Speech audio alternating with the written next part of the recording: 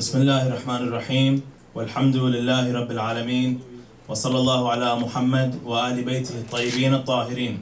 اللهم صل على محمد وآل محمد. Today's topic, we're talking about Amr bil Ma'ruf والنهي عن المنكر, enjoining good and forbidding evil. En français, ordonner le bien et interdire le mal.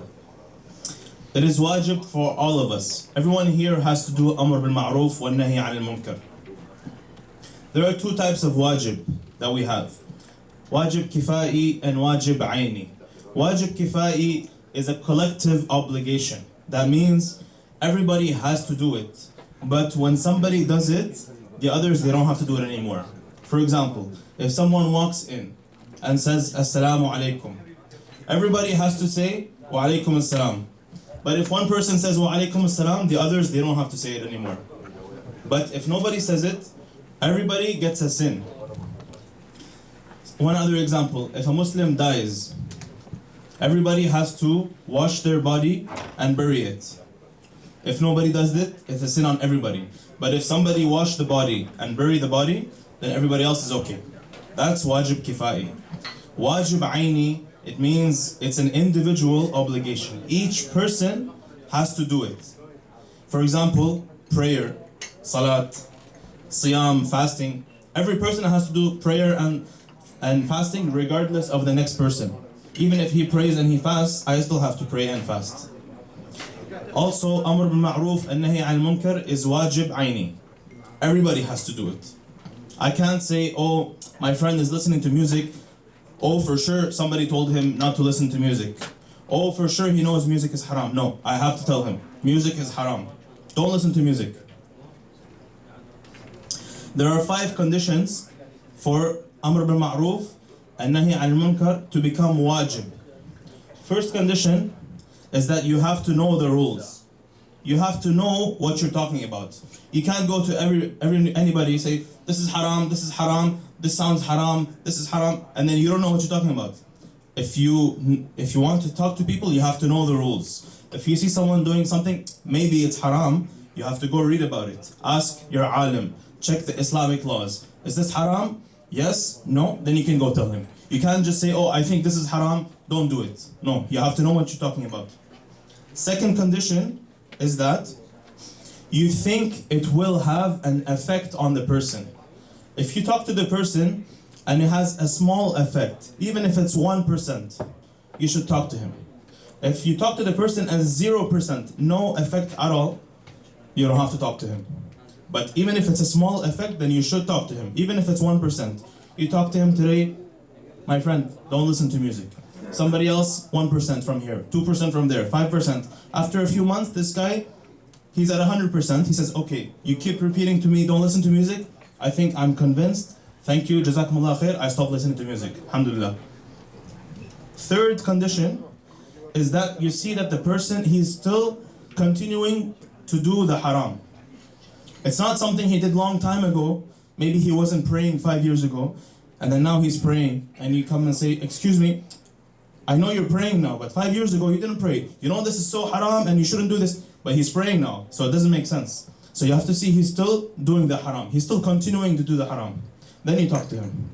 Fourth condition, you see maybe they have a religious excuse. Maybe they have a different marja. Something for you is haram, for him is not haram. You tell him, okay, excuse me, this is haram. He says, no, my marja says this is not haram. Okay. Or maybe he's fasting, and by mistake he eats something or he drinks some water. And you know he's fasting and you tell him, you're fasting, how can you eat something? You have to repeat your prayer. No, you don't have to tell him. If he forgot and then he finished his fasting all day and then he doesn't know that he ate something, this is a gift from God, so let him get the gift from God. You don't have to come at the end of the day and say, oh, I saw you today, you were eating, okay, and here's a video surveillance and I saw here's a video of you eating and you have to repeat your prayer. He says, oh, okay. No, you don't have to tell him, it's good for him.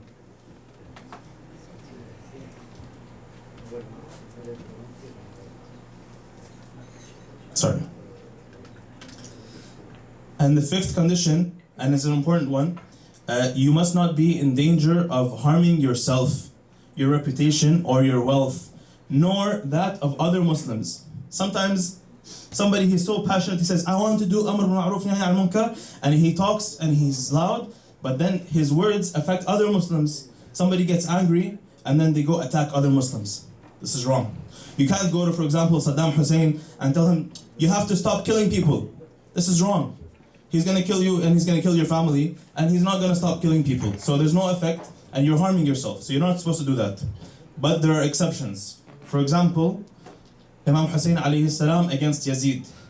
Now the haram that Yazid is doing is bigger than the sacrifice, okay, than the harm that the sacrifice of Imam Hussein. For example, if Imam Hussein accepted that Yazid, he continues with his, his plan, Islam will be erased today. Nobody's going to be Muslim today. We're going to be not Muslim, we're going to be something else. No Islam. So Imam Hussein said, no, I have to stand against Yazid. I have to Amr bil Ma'ruf Nahy al Munkar, even if I die, and my men die, and my kids die, my sons, and my women are taken as prisoners, because even though I'm being harmed and suffering, because I'm saving Islam. So now the harm of the haram is bigger than the suffering. So it's important to do that. Same thing. If you see something that it's so haram, it's going to harm something, and then you're going to suffer from it. So you have to measure. And usually the hakim shar'i, your marja is going to tell you to do something or not. There's a hadith from Imam Ali alayhi salam. Do not abandon in joining good and forbidding evil. Otherwise, the evil people among you will take charge over you, and then when you supplicate, when you do dua, you will not be answered. If you forget about Amr bil Ma'ruf Nahy al Munkar, you're gonna get a dictator on your head, and you can't say anything. Because if everybody is used to saying, oh, he's not praying, it's okay. He knows about salah. He's listening to music, it's okay. He knows it's haram. Somebody else told him. He's doing some haram, I don't care. Me, I'm just praying, and I mind my own business, and I don't know what's happening around me, and I'm just between me and Allah, and I don't care about anybody else. No, because then everybody's gonna be used to being quiet about haram. We can't be quiet about haram. We have to tell people about haram. Because if we have a dictator on us, everybody's gonna be quiet about it, even though we all know it's evil, but nobody's talking. Just like in the time of Yazid, nobody was talking. They all know he's bad, but they don't talk because they're used to it. They're used to being quiet about haram. There's 3 levels of Amr bil Ma'ruf Nahy al Munkar. First level is the first step. You show disapproval. Your facial expression changes, your voice changes, maybe you turn away. After that, you have a verbal advice. You clearly tell him. You tell him by words, this is haram. You cannot listen to music. You have to pray. You cannot drink alcohol. And the third level is physical enforcing. So if you see somebody, you told him stop drinking alcohol and he's still drinking alcohol. You could take his bottles and throw it in the garbage of alcohol. Okay? Or in an extreme situation, if you see somebody, he's gonna attack somebody with a knife and commit murder, you could hold him, you can attack the person and stop him from committing murder.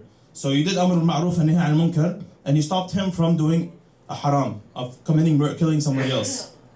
It's not easy. It's wajib, just like prayer, we have to do the wajib, and it takes time to develop the courage to keep doing it. Okay? Some people, they might turn away. You tell them, excuse me, you're listening to music, it's not good, it's haram. He says, get away from me, I don't care about this. But maybe this guy, he goes home and he thinks about it, this guy told me music, haram, and I know it's haram, and I'm gonna think about it. Maybe next day I'm gonna, say, okay, it's a good point he has. He's gonna stop listening to music maybe. Okay, you tell him, and you don't need to lose friends over it.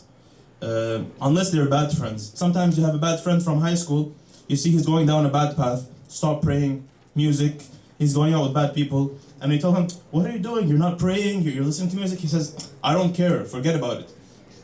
So this guy, he's a bad friend. You say, okay, ma'a salama, no need for you. I don't need this kind of friend. But your normal friends that you talk to every day, if you come to him in a nice way, yeah, but music, it's haram, you should pray more, pay attention.